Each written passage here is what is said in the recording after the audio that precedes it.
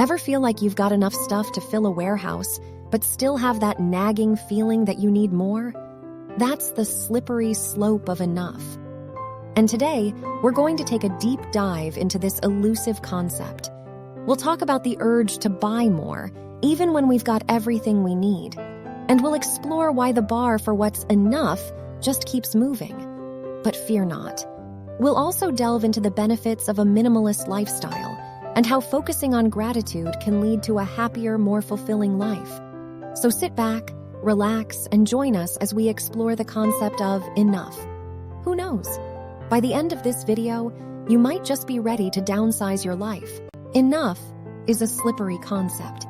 It's a word that we use to describe having what we need, but it's also a word that has a way of slipping away from us just when we think we've grasped it. Lao Tzu said it best when he wrote, "If you want happiness for an hour, take a nap. If you want happiness for a day, go fishing.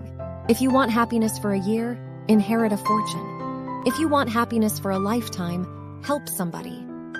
The idea of enough is a fascinating one, and it's one that's worth exploring in more detail. So what is enough? The dictionary defines it as adequate for the want or need, sufficient for the purpose or to satisfy desire. But what happens when we've satisfied our wants and needs, and yet we still feel like something is missing? The problem with the definition of enough is that it assumes that our wants and needs are finite. They're not. Our wants and desires are always changing, and even when we think we've reached a point of enough, our wants and desires still exist. Even when we have enough of the basic necessities, we still feel the urge to buy and own more. We see ads for the latest gadgets, the newest fashion, and the newest luxury cars, and we can't help but want them. But happiness is wanting what we have, not having what we want. Unfortunately, our culture has become obsessed with the idea of owning more, and we've lost sight of what's really important. The driving force behind our wants and desires is the concept of keeping up with the Joneses. We see what our friends and neighbors have, and we feel like we need to have the same things. But the bar keeps moving. Just when we think we've reached a level of enough, someone else gets something that's even better. It's an exercise in futility to define our wealth relative to others. Even billionaires are not immune to this phenomenon.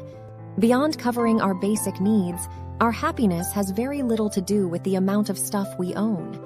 In fact, consuming additional goods can actually make us less happy.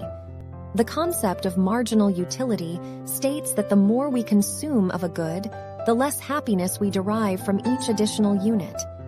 Consumer one-upmanship is a shell game, and the only winners are the companies selling the goods. An attitude of gratitude is far more conducive to a minimalist lifestyle. When we focus on what we have rather than what we don't have, we're happier and more satisfied. We also need to look globally, not just locally when making comparisons. For example, we might feel discontent with one bathroom in our home, but when we read a book about families who live in slums with no running water, we gain a new perspective. In conclusion, the concept of enough is a complex one. It's a word that we use to describe having what we need, but it's also a word that can slip away from us just when we think we've grasped it. But by understanding the concept of enough, we can live happier and more satisfied lives. We can focus on what we have rather than what we don't have. If you enjoy watching this video, consider the next video to learn more about minimalism, decluttering, and living a simple life.